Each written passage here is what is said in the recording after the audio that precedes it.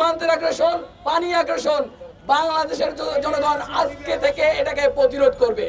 আগামী 24 ঘন্টার মধ্যে ভারত আমাদের সীমান্তবর্তী নদীগুলোর উপরে যে অবৈধভাবে এবং আন্তর্জাতিক আইন লঙ্ঘন করে বাঁধ নির্মাণ করেছে এবং বাংলাদেশকে কোনো প্রকারের নোটিশ না দিয়ে সেই বাঁধের গেটগুলো খুলে দেওয়ায় আজকে বাংলাদেশের 1 কোটি মানুষ পানিবন্দী। আমরা পরিষ্কারভাবে জানিয়েছি এবং আলটিমেটাম দিয়েছি 1 নম্বর বার্তায় আগামী 24 ঘন্টার মধ্যে এই বাঁধগুলোর গেটগুলো আবারও বন্ধ করতে হবে। যদি ভারত সেই গেটগুলো বন্ধ না করে তাহলে বাংলাদেশের ছাত্র জনতা এবং 20 কোটি জনগণ চূড়ান্ত সিদ্ধান্ত নিতে বাধ্য হবে। আমাদের 2 নম্বর দাবি, আমি আবারও বলছি, আমাদের 2 নম্বর বার্তা, বাংলাদেশের জনগণ তথা আমরা ভারতের সাথে বন্ধুত্ব করতে চাই, সম্পর্ক করতে চাই। তবে শর্ত হচ্ছে ভারতকে বাংলাদেশের জনগণের হয়ে আমাদের সাথে বন্ধুত্ব করতে হবে।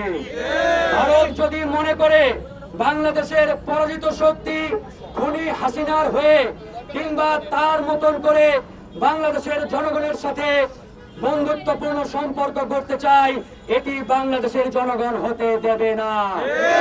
আমরা কূটনীতিক এবং যে কোনো প্রকারের আন্তর্জাতিক জায়গা থেকে সম্পর্ক করতে চাই, তবে সেটি ন্যায্যতার ভিত্তিতে বাংলাদেশের জনগণের হয়ে কথা বলতে হবে এবং সেভাবেই বন্ধুত্বপূর্ণ সম্পর্ক করতে হবে।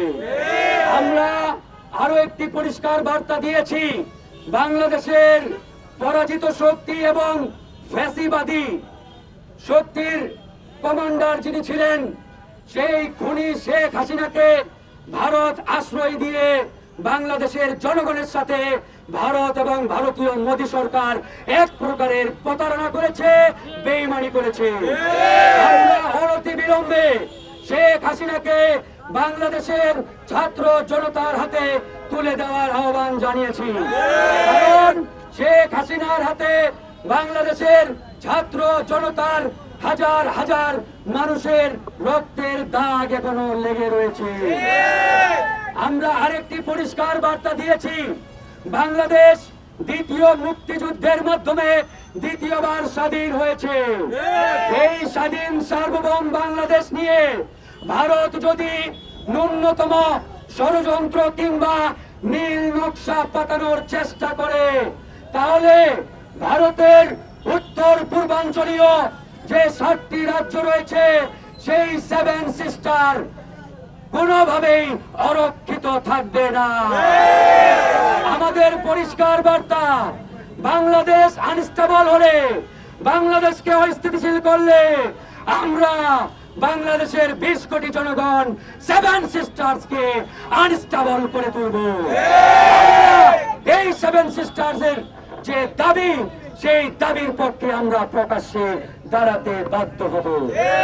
আমরা আরেকটি পরিষ্কার দাবি দিয়েছি, মোদী সরকার দীর্ঘ বার্তা দিয়েছি, দীর্ঘ 17টি বছর এই বাংলাদেশকে তাদের একটি অঙ্গ রাজ্যের মতো আমাদের এই বাংলাদেশকে চোখের মতো চুষে খেয়েছে।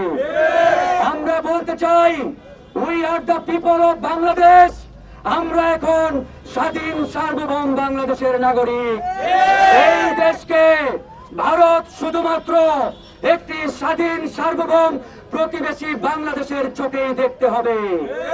এর বাইরে ভিন্ন কোন আগ্রাসী চোখে দেখার চেষ্টা করলে এদেশের মানুষ ভারতের সেই আগ্রাসী চোখকে উপড়ে ফেলতে পরিমাণ কাল বিলম্ব করবে না। বন্ধুগণ, আমরা পরিষ্কার ভাবে বার্তা দিয়েছি, মোদী সরকার তথা ভারত এবং তাদের জনগণকে আমরা বাংলাদেশের জনগণের পক্ষ থেকে আন্তরিক ধন্যবাদ জানাই।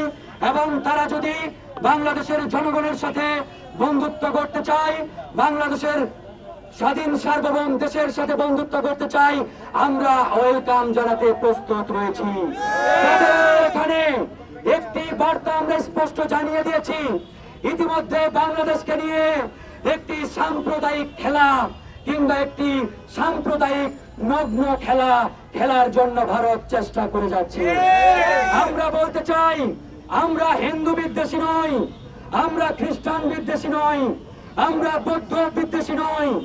আমরা বাংলাদেশের প্রত্যেকটি ধর্ম, বর্ণ, জাতি আমরা যেভাবে দীর্ঘদিন ধরে একত্রে বসবাস করে আসছি, আগামীতেও আমরা একত্রে বসবাস করব।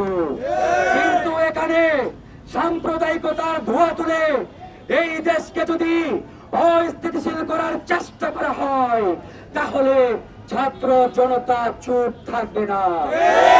শেষে আমাদের বার্তা, দীর্ঘ 17 বছর আমাদের সীমান্তে ভারতীয় সীমান্তরক্ষী বাহিনী বিএসএফ যেভাবে পাখির মতো গুলি করে বাংলাদেশের জনগণকে হত্যা করেছে, আমরা আজকে থেকে ভারতকে স্পষ্ট জানিয়ে দিতে চাই, আজকের এই সময় থেকে আর একটা গুলি যদি বাংলাদেশের দিকে কিংবা বাংলাদেশের জনগণের দিকে চালানো হয়, আমাদের সীমান্তরক্ষী বাহিনী তথা বিজেপি পাল্টা গুলি চালাতে এক বিন্দু পরিমাণ কাল বিলম্ব করবে না। আর আমরা একটা লাশ সীমান্তে দেখতে চাই না। একই সাথে বাংলাদেশের সাথে যত ধরনের অবৈধ এবং স্বার্থ বিরোধী চুক্তি করা হয়েছে, এই চুক্তিগুলো আমরা অনতিবিলম্বে বাতিল চাই। এগুলো ছিল আজকে বাংলাদেশের ছাত্র জনতার পক্ষ থেকে আমাদের দাবি। আমি ফারুক হাসান এই দাবিগুলো স্পষ্টভাবে আমাদের এই প্রতিনিধি দলের পক্ষ থেকে ভারত সরকারকে আমরা দিয়েছি এবং আগামী 24 ঘন্টার মধ্যে তাদের পক্ষ থেকে আমাদের আলটিমেটামের যদি কোনো সিদ্ধান্ত আমরা না পাই, তথা ভারত যে বাঁধগুলো খুলে দিয়েছে এই বাঁধগুলো যদি 24 ঘন্টার মধ্যে বন্ধ না করে, তাহলে 24 ঘন্টা পরে আমরা কঠোর কর্মসূচি নিতে বাধ্য হব।